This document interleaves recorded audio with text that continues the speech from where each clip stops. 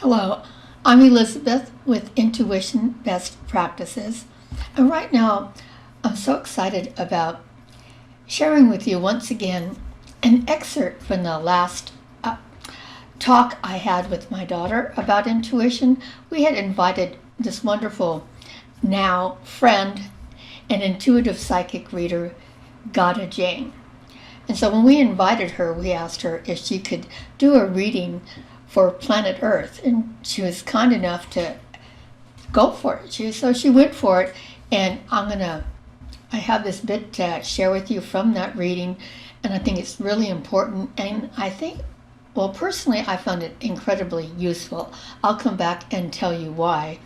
But the times that we're going through right now, I really think it's well worth your time to have a listen in. Let's go.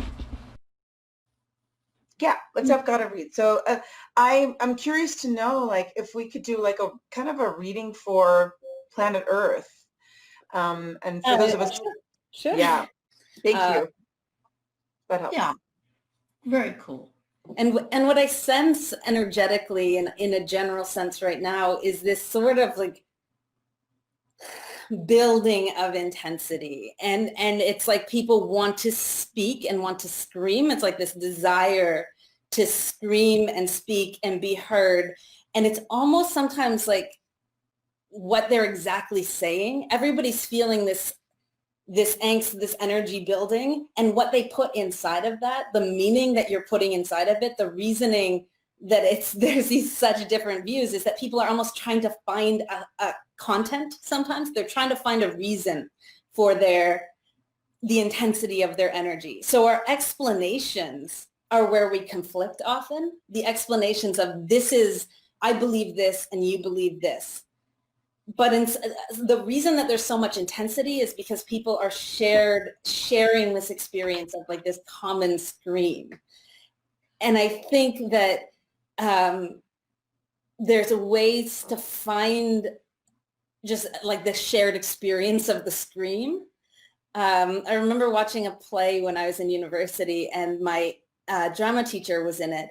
And it was a Greek play, and she had lost a child in the play. She played a character who lost a child.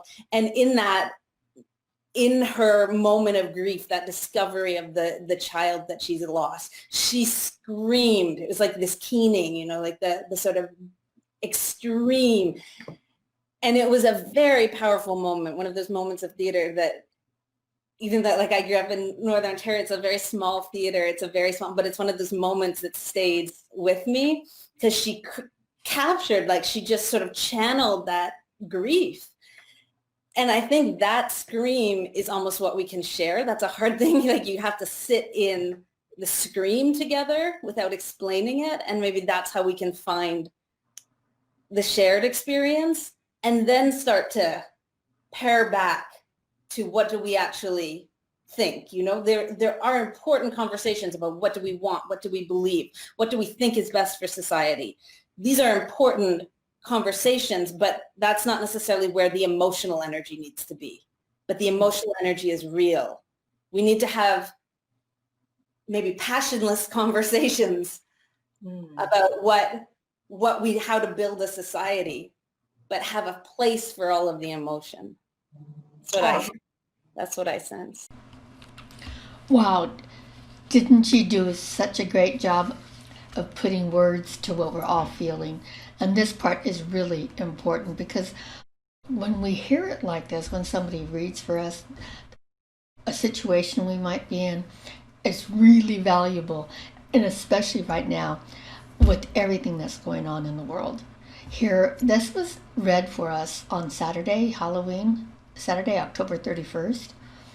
And the very next week, so useful to remember her words from Monday evening when the lockdown restarted over again here in Vienna, Austria, till Tuesday when there was these terrorist attacks here in Vienna, Austria. Just brought this so much to life, this angst that we're feeling in the air. And then Tuesday, that was Monday, and then Tuesday coming up with the elections.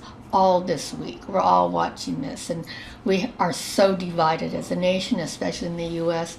But I think this permeates throughout the world, that we don't know where to start. You know, how do we begin the conversations?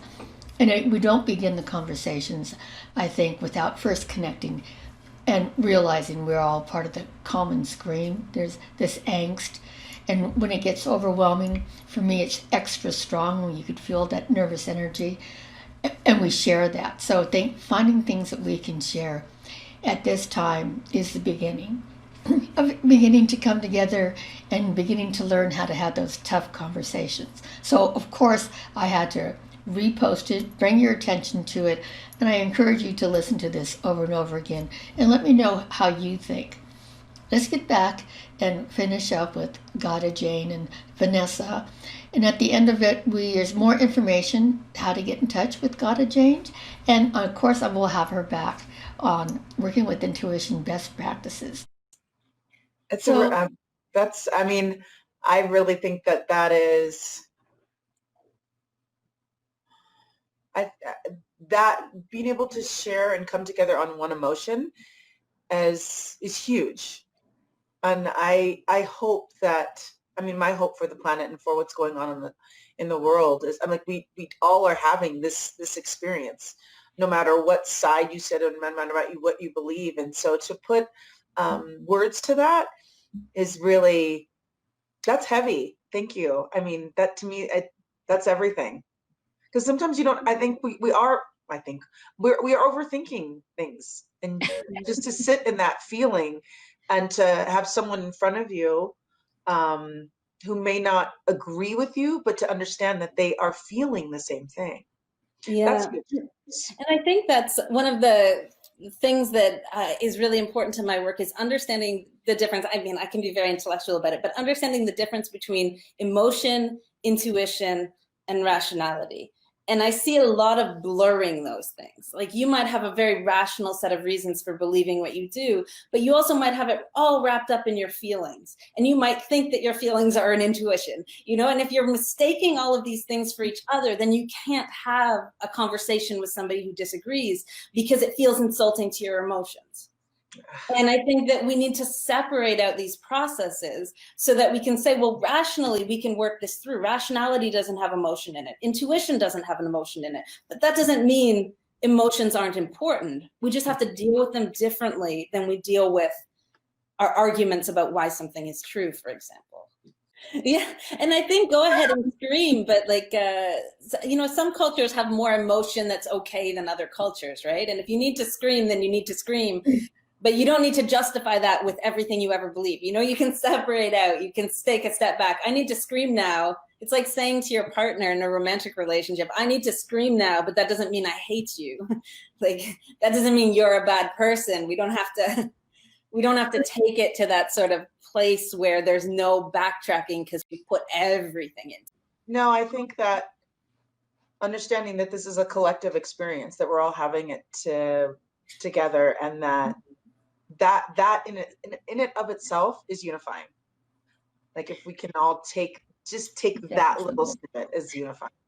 So I think I really appreciate you putting words to that, because I'm feeling part of this collective scream. And even though I'm not out on social media talking, my social media tends to be very like, yay, I try to keep it positive, but I'm feeling this. And I think when I speak to friends and family, and you know, we're all kind of sequestered right now into our homes, and to put words to that, like, yeah, feeling is just so huge. So I want to know how people could find you or work with either of you. So before we sign off, if maybe you could talk about what you do a little bit more, and then let us know how we can find you. Do you want me to start? Yeah. Either.